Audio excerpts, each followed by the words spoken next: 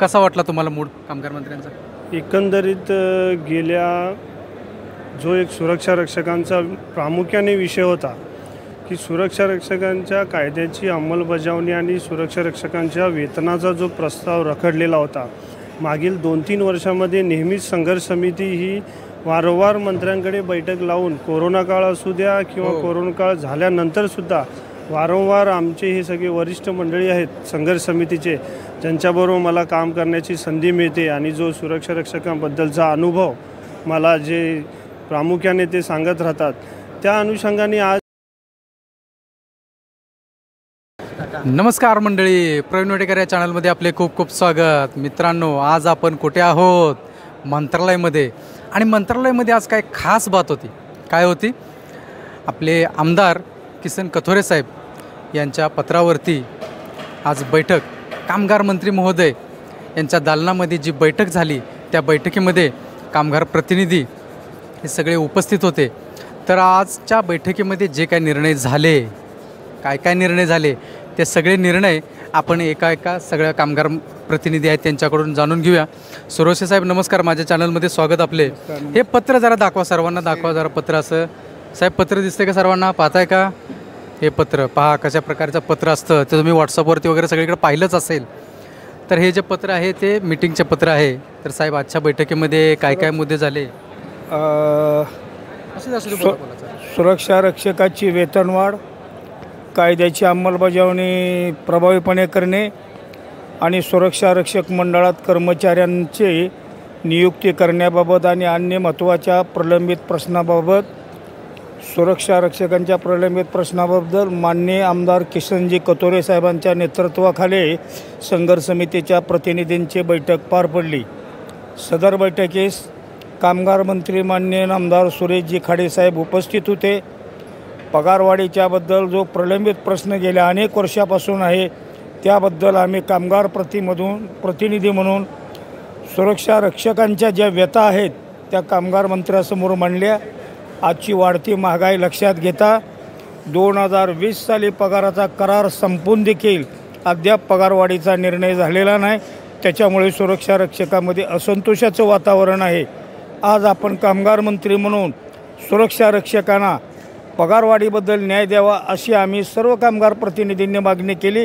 त्यावेळेला मंत्री महोदयांनी सकारात्मक प्रतिसाद दिला. एवढंच नव्हे तर त्यांनी आम्हाला सांगितलं, आजच महाराष्ट्रातील सर्व सुरक्षा रक्षक मंडळाची आढावा बैठक आयोजित केलेली आहे.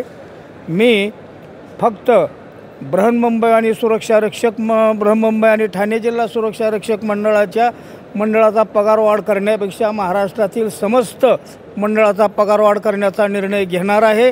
आणि या निर्णयाची अंमलबजावणी या महिन्यात कुठल्याही परिस्थितीत होईल याबद्दल त्यांनी आम्हाला ठाम आश्वासन दिलेलं आहे.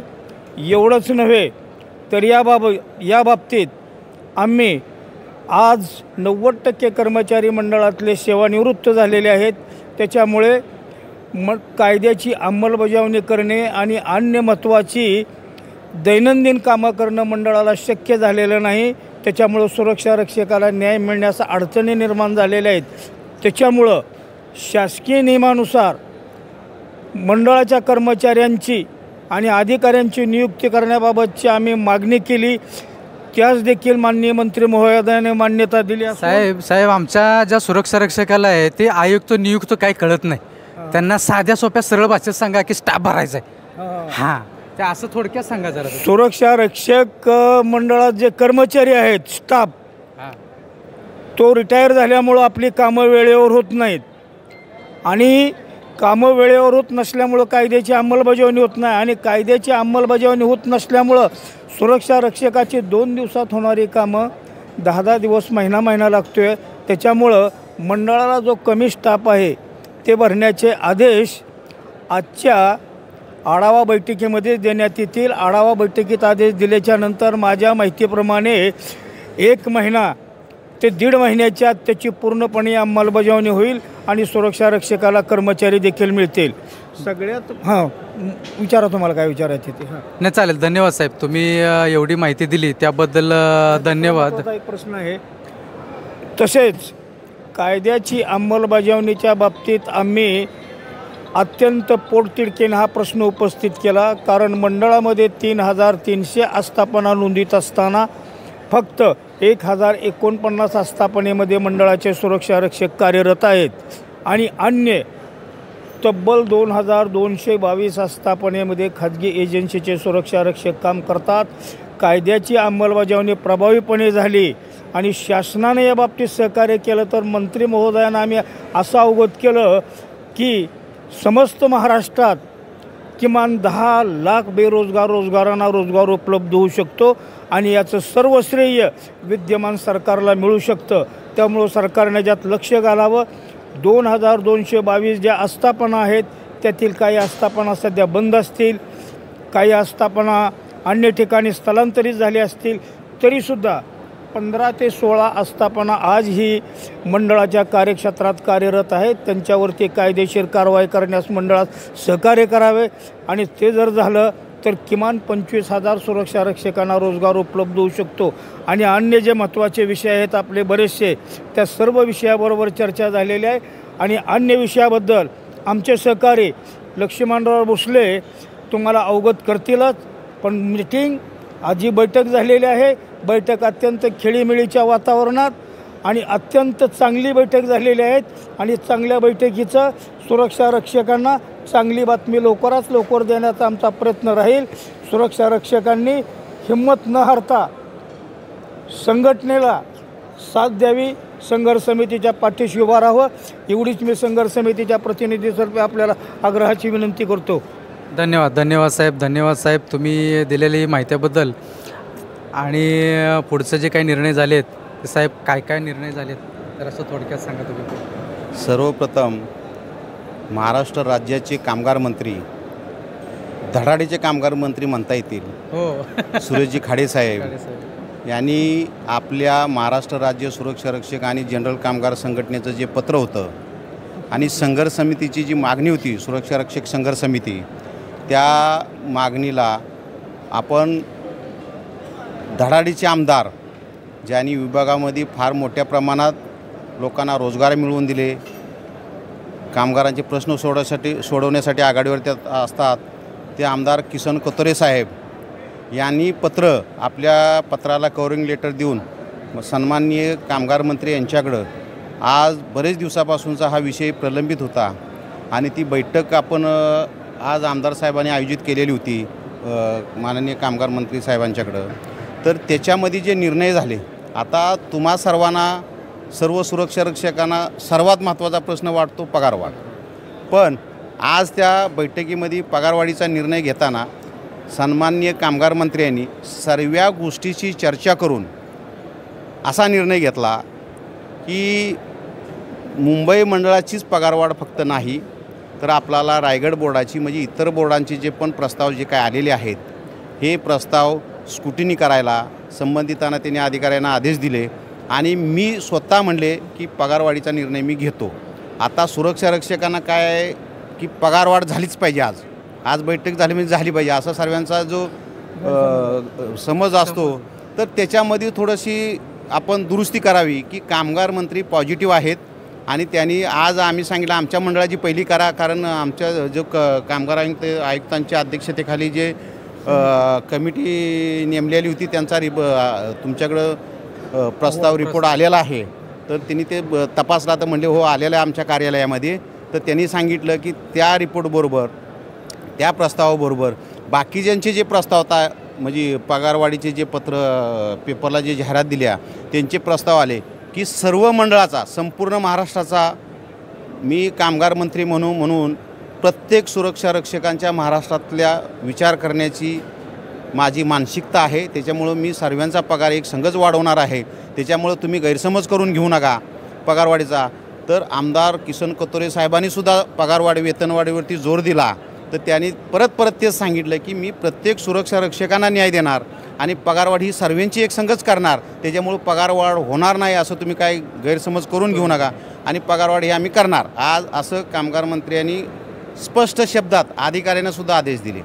सर्वात महत्त्वाचा विषय अंमलबजावणीचा. अंमलबजावणीला तर एवढ्या जबरदस्त त्यांनी कामगार संघटनांच्यापेक्षा मी एक पाऊल पुढं जाऊन निर्णय घेणार की तुम्ही मला जे समजून सांगताय त्याच्यापेक्षा जास्त मी समजून घेतले. मी 3 महिन्यामध्ये जो अभ्यास केला तर त्याने आम्हाला स्पष्टच सांगितलं, जो 3 महिन्यामध्ये जो अभ्यास केला त्या अभ्यासानुसार ज्या नोंदीत आस्थापनामध्ये सन्माननीय सुरोशे साहेब यांनी त्यांना कायद्याच्या अंमलबजावणी संदर्भात जे बोर्डामध्ये 3200 ते 300 आस्थापना नोंदीत आहेत. फक्त 1049 आस्थापनामध्येच बोर्डाचे सुरक्षा रक्षक काम करतात आणि बाकीच्या आस्थापनामध्ये एजन्सीचे सुरक्षा रक्षक काम करतात.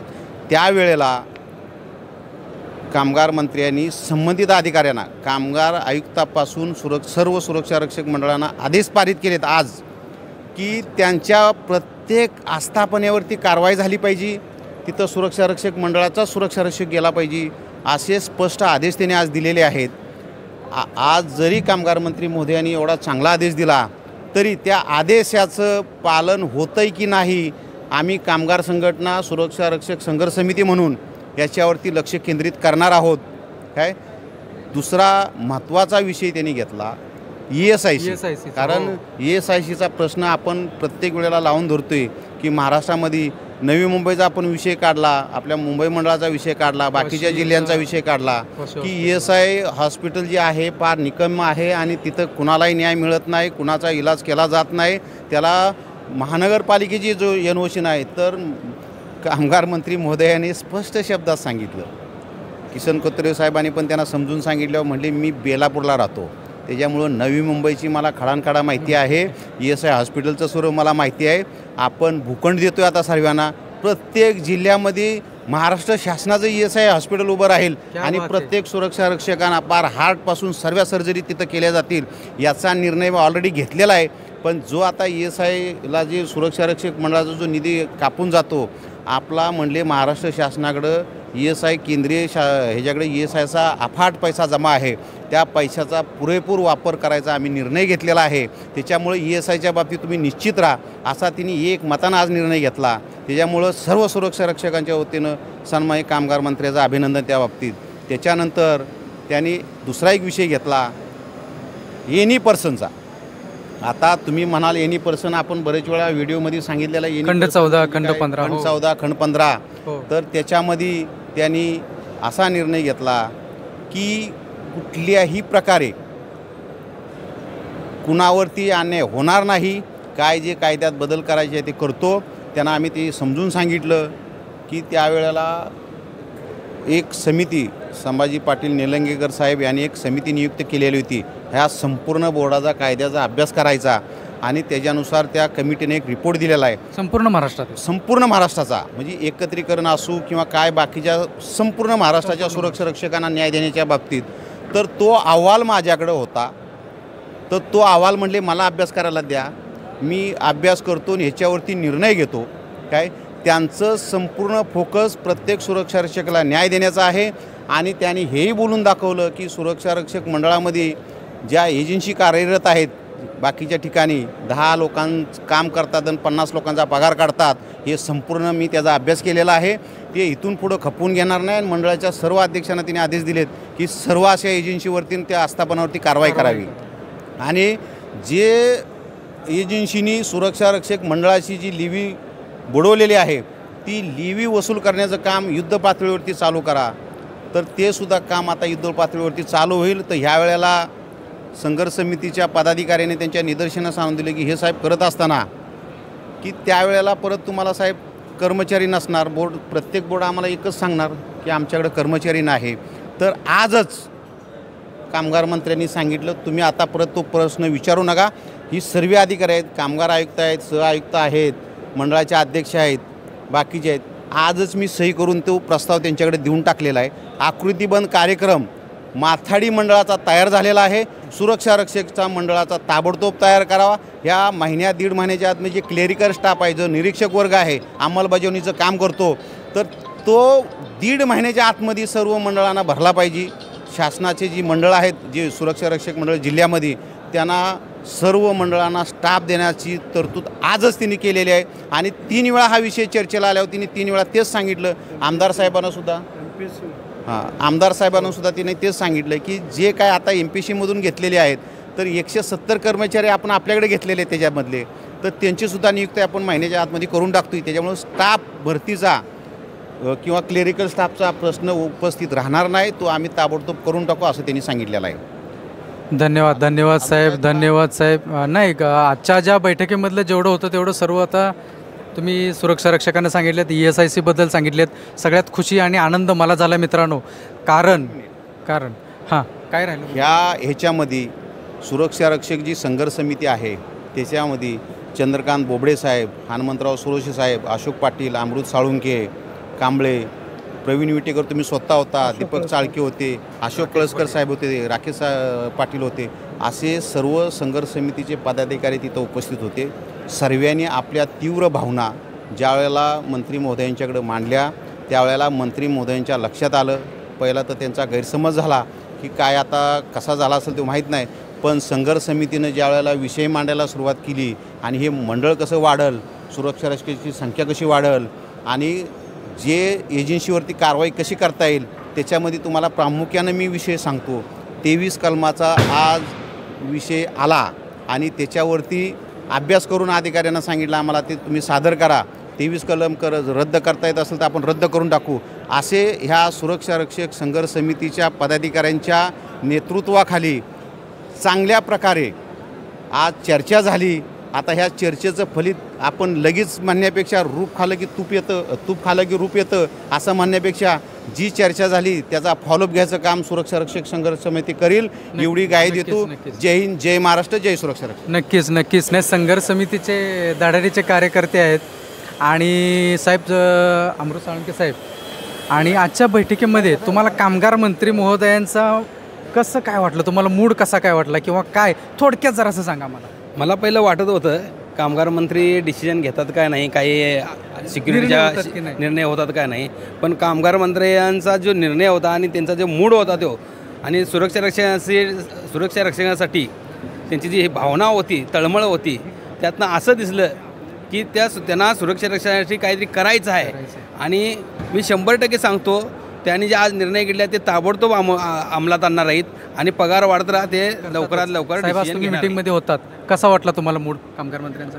एकंदरीत गेल्या जो एक सुरक्षा रक्षकांचा प्रामुख्याने विषय होता की सुरक्षा रक्षकांच्या कायद्याची अंमलबजावणी आणि सुरक्षा रक्षकांच्या वेतनाचा जो प्रस्ताव रखडलेला होता, मागील 2-3 वर्षामध्ये नेहमीच संघर्ष समिती ही वारंवार मंत्र्यांकडे बैठक लावून कोरोना काळ असू द्या किंवा कोरोना काळ झाल्यानंतरसुद्धा वारंवार आमचे हे सगळे वरिष्ठ मंडळी आहेत संघर्ष समितीचे, ज्यांच्याबरोबर मला काम करण्याची संधी मिळते आणि जो सुरक्षा रक्षकांबद्दलचा अनुभव मला जे प्रामुख्याने ते सांगत राहतात, त्या अनुषंगाने आज माननीय मंत्री खाडेसाहेबांजवळ आज विविध विषयावर बैठक लावली होती. एकंदरीत आजच्या बैठकीच्या अनुषंगाने एक गोष्ट निदर्शनास आली की मंत्री महोदयांनी नक्कीच मीटिंगच्या अनुषंगाने आधी त्या सर्व विषयावर अधिकाऱ्यांशी चर्चा केली होती. जसे जसे वरिष्ठ मुद्दे वाचायला सुरुवात करतील त्या पद्धतीने त्यांच्याकडे उत्तरं तयार होती आणि नक्कीच त्या मीटिंगवरून आशा वाटते की येणाऱ्या काळात जे काही मुद्दे आज मीटिंगमध्ये उपस्थित झाले त्याचं 100% अनुकरण हे मंत्री महोदयांकडनं होईल आणि पगारवाढ असू द्या किंवा सुरक्षा रक्षक मंडळातील कायद्याची अंमलबजावणी होऊ द्या, ही येणाऱ्या 1-2 महिन्यामध्ये नक्कीच ती अंमलबजावणी होईल आणि पगारवाढसारखा जो एक महत्त्वाचा विषय रेंगाळलेला होता, नक्कीच आशा वाटते की माननीय मंत्री खाडेसाहेब हा विषय मार्गी लावतील. काही त्रुटी आहेत त्या नक्कीच आता सुधारणा होतील येणाऱ्या 15 दिवसात आणि पगारवाढसारखा विषय सोडवला जाईल आणि मीटिंग चांगल्या प्रकारे आमच्या वरिष्ठांनी जे मुद्दे मांडले त्यावर अनुकरण होईल मंत्रालय विभागाकडून, कामगार विभागाकडून, अशी आशा वाटते. धन्यवाद साहेब, धन्यवाद. त्या मीटिंगमध्ये मी सुद्धा उपस्थित होतो आणि जी चर्चा झाली सुरक्षा रक्षकांच्या ज्या काही मागण्या आहेत त्या मागण्या इतक्या पोततिडकीने संघर्ष समितीचे आपले हे नेते मंडळी मांडत होते आणि कामगार मंत्री अरे बाबा काय बोलूनच देत नव्हते. म्हणजे प्रश्नावरती प्रश्न त्याचं उत्तर म्हणजे एवढं जबरदस्त आजची जी बैठक झाली. खरोखरच कामगार मंत्री पूर्णतः अभ्यास करून बसले होते आणि आमचे बदलापूरचे आमदार किसन कथोरे साहेब यांनीसुद्धा जे प्रश्न मांडले आणि जी सुरक्षा रक्षकांची त्यांनी सांगितले की माझ्याकडे तर रोज येतात सकाळी मी उठलो की ते आमचे सुरक्षा रक्षक आमच्या आणि आमदार आमचे बदलापूरचे किसन कतोरे साहेब यांनी ज्या पोटतिडकीने जे विषय मांडले त्यांचंसुद्धा मोलाचं सहकार्य हे लाभलेलं आहे आणि खरोखरच त्यांचं धन्यवाद मानायलाच पाहिजेत. कारण त्यांच्यामुळे हे जी बैठक आहे ती बैठक आयोजित झाली. या बैठकीचे फलित हे आपल्याला सर्वांना मिळणारच आहे. तुर्तास आपण थांबूया मित्रांनो. व्हिडिओ आवडल्यास शेअर करा, लाईक करा आणि आपली काळजी घ्या. धन्यवाद.